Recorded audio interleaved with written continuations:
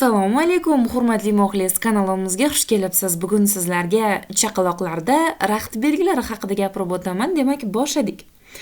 Avvalambor, bolaning ishtahasi yomonlashadi. Ba'zida chaqaloq ovqatdan butunlay voz kechishi mumkin.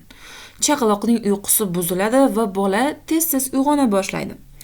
Chaqaloq juda hayajonli, ko'pincha va uzoq vaqt yig'laydi, ya'ni hayajonlanishi to'xtamaydi.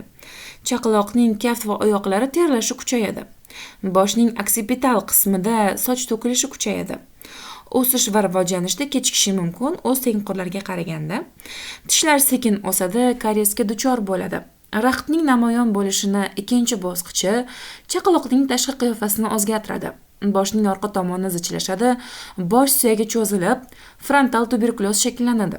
Ushbu davrda ko'krak qafasi, tos suyaklari, pastki ekstremitalarning suyaklari deformatsiyalanishi mumkin.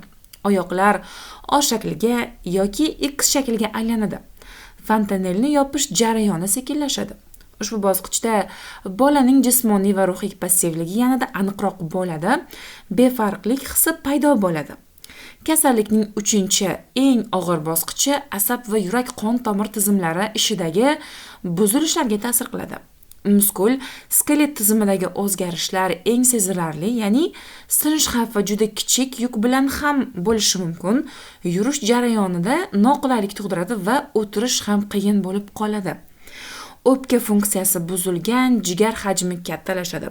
Aqliy rivojlanishning ham demak muhim belgisi, ya'ni aqliy rivojlanishdan ham ortda qolishi mumkin.